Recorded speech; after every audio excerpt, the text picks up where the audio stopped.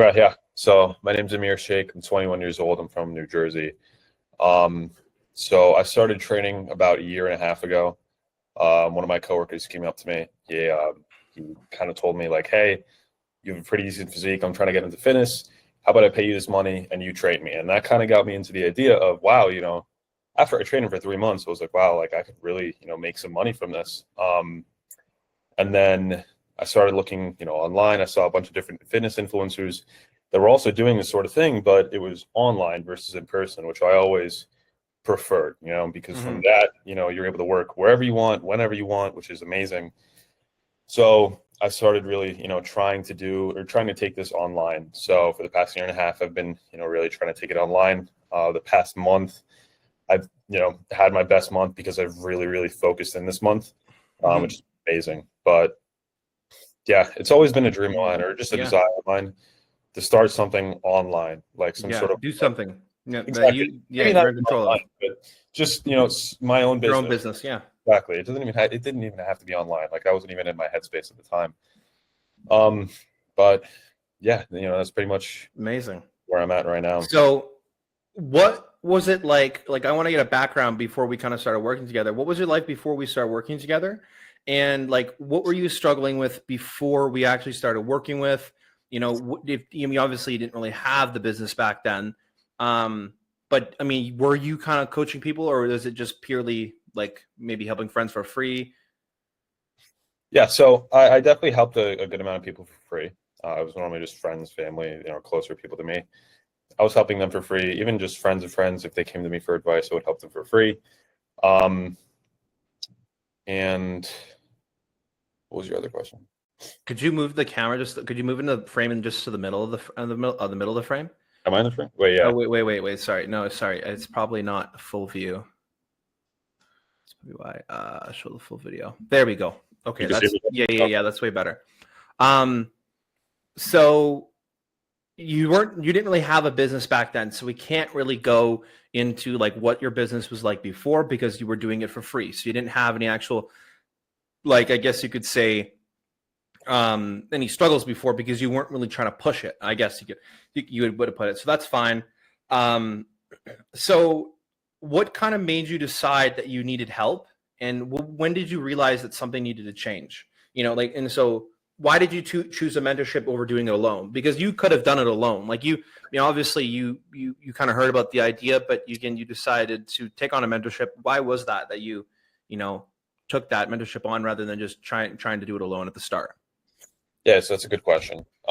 So for a very long time, I was trying to figure this thing out on my own, right? And I was trying to do this whole lone soldier type of thing, where I was like, I can definitely do this on my own. I don't need anyone's help, something like that. Like I was very arrogant in that sort of sense.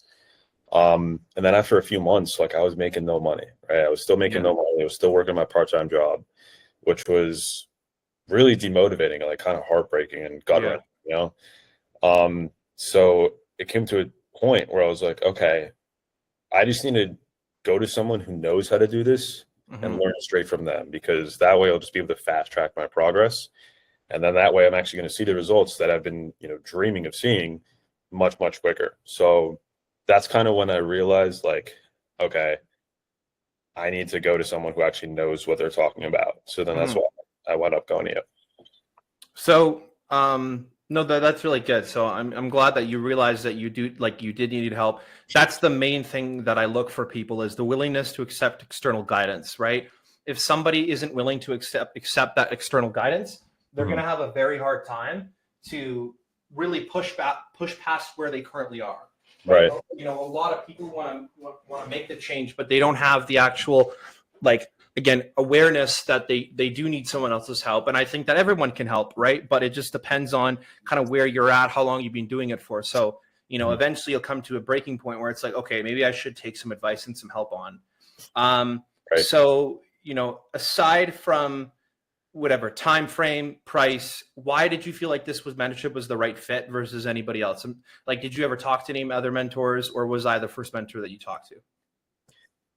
So I talked to a few other mentors. I'm going to say though, a lot of them were definitely bigger in the space, right? Like I'm talking $300,000 or $400,000 or 400,000 followers on social media. So they had a lot of clients, like upwards of 100.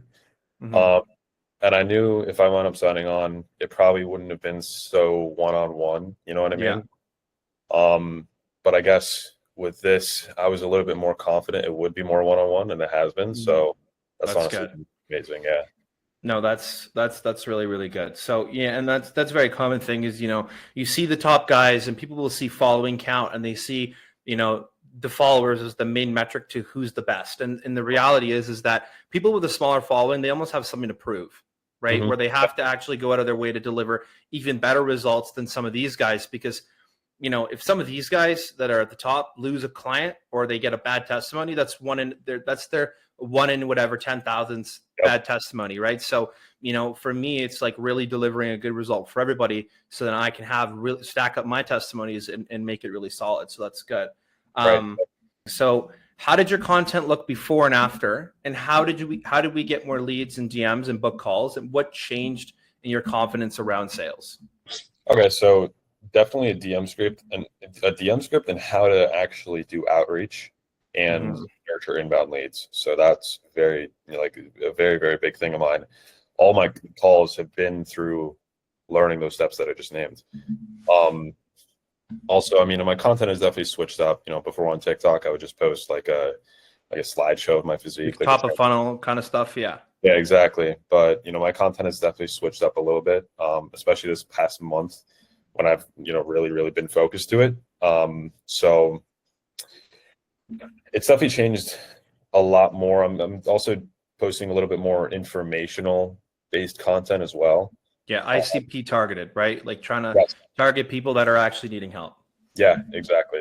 So it's like before I was posting content not knowing even why I was posting. I was just posting just to post, you know what I mean? But now there's an actual reason why I am posting things that I'm posting, which is great. And then, um, yeah, like with the DM script, like I know exactly what to say as soon as Yeah. someone reaches out to me. I know exactly what to say when I'm outreaching to someone. I know how to structure the conversation to actually lead them to get onto a call. I know how to actually structure a call to get them to, make a sale or to make a sale. Yeah. So yeah. No, that's amazing. So, I go into this a lot is that most people don't have the structure, right? And it's not just structure for luck because I talked about this with Ethan is that when you can land a client, that could be lucky, right? When you land two clients, okay, maybe you got a little bit more lucky. But when Right. you can land 3, 4, 5, 6, 7, 8, 9, 10, whatever, there's clearly some structure that's working and it's building that structure to basically make it so it's repeatable, right? It's that you have some type of structure so it's easily repeatable and you're not wasting your time trying and testing new things out, right? Again, you could be in the DMs for days trying to find somebody to want to sign up, but if you don't have any structure, you're going to be all over the place and you might not even know where you were in your last conversation, right? Exactly. And again, I do think that doing outreach is just as important as just as important in content, especially when you're just starting out, because you got to get some testimonies, you got to get some solid results, and just supporting your community and the people that are following you. You don't even have to pitch them a program. You can just talk to people and say, "Hey, look, man, I really appreciate the support. How's the fitness journey going?" Yeah. Right? Just talking with your community, and that itself will develop almost like a better sense of connection and relationship. Yeah. So that's really good. So, so yeah, we'll go into some of the results. So before we actually started, what were you doing what were you doing total cash collected before we started? Like for my part-time and finished or like just Well, finished, just online. Like, were you making any money, or was it $0? bro, like absolutely nothing. I think I made in total online probably about $300. $300. Yeah. Okay, so And that's over like the span of like a year, maybe. like 8 Yeah. clients, I think. Yeah. Like, So 8 clients for $300. So yeah. then, up to this point now, how much are we at total for cash collected and contracted? You said it was, I don't know where we're at now, but I'm pretty sure you said. So I don't know what it is in Canadian, Oh, but just USD. USD is fine. USD, I think it's 18.5. 18.5 USD. Mm-hmm. Cash collect or paid in full and contracted combined. Yeah. Mm-hmm. Wow. Okay. So that's about like 22,000 Yeah. Canadian.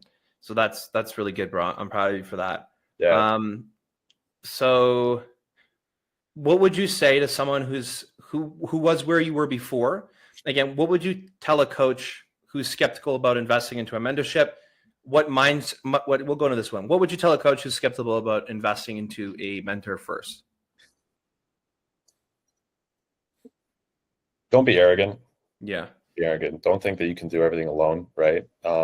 Practice what you're preaching as well. If you're trying to be a fitness coach and you're not practicing what you're preaching, you know what I mean? If you're not Yeah. also getting a coach to teach you how to do something, but you're trying to tell other people to do something if you're trying to tell other people to do something and hold on, I just completely fucked up. No, you're good. Basically, what you're trying to say is that if you're a coach, you should also basically be willingness to accept help from somebody else as well. Because if you're a coach and you're trying to help other people and you can't get clients and you wonder why people won't accept your help, but you also want to accept others' help, it's that same kind of, regressive pattern, essentially what you're saying.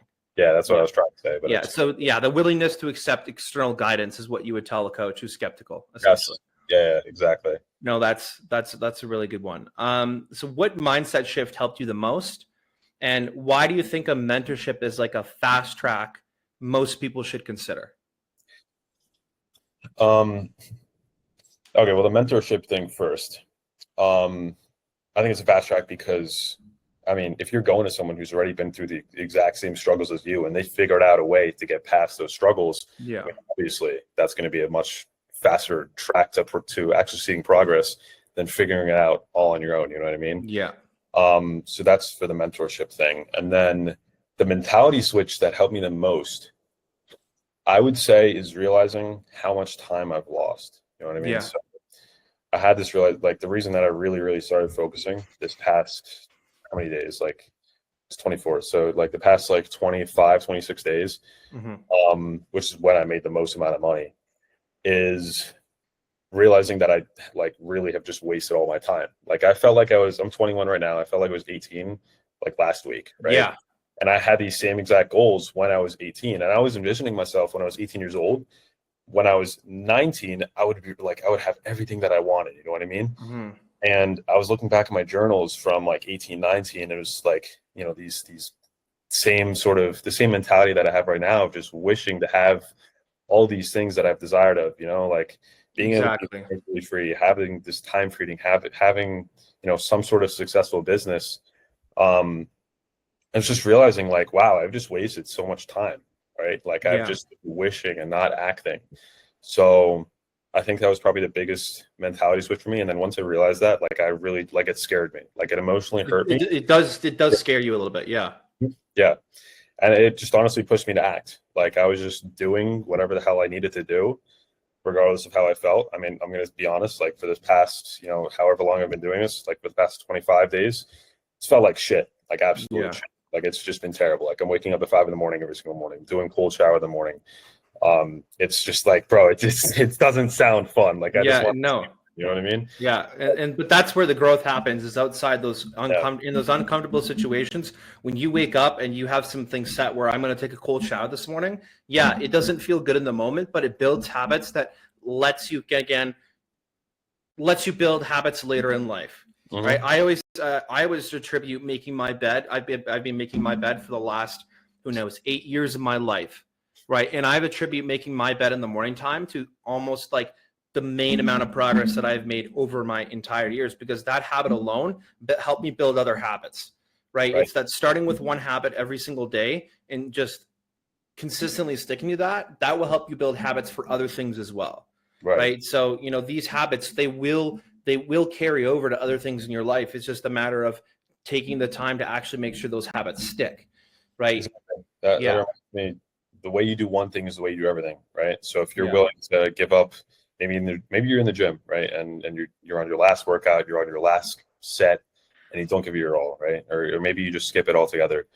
It's probably going to translate to the rest of your life. You're going to be the type of person that quits right at the very end because it's at the hardest. You know what I mean?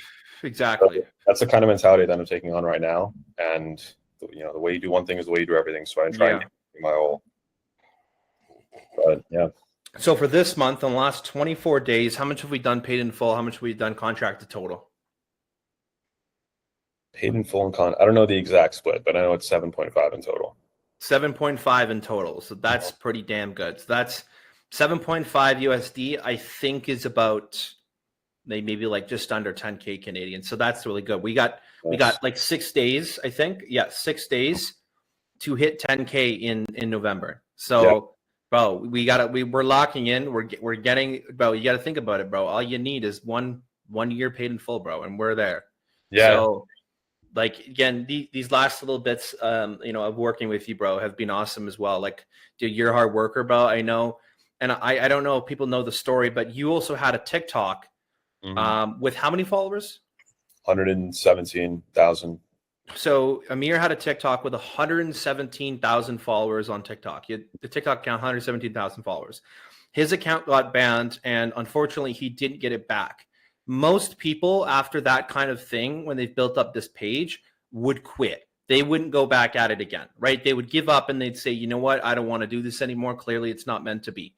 If you think it's not meant to be, that's you saying that your destiny and fate is determined by something else, not by you, right? Exactly. So I remember us talking about this, and literally the day, like I remember it was like day after, 2 days after, you literally just got back to work right away. And it you just started posting again and you started being consistent. And again, it was it wasn't really a slow process, but I was saying it definitely took some acclimating because it can definitely be a little bit, demotivating when something like that happens. But it's about what happens when, what happens when those hard times come. Are you going to give up or are you going to just, go even harder at it? Right. And that's kind of what you did is you just went even harder.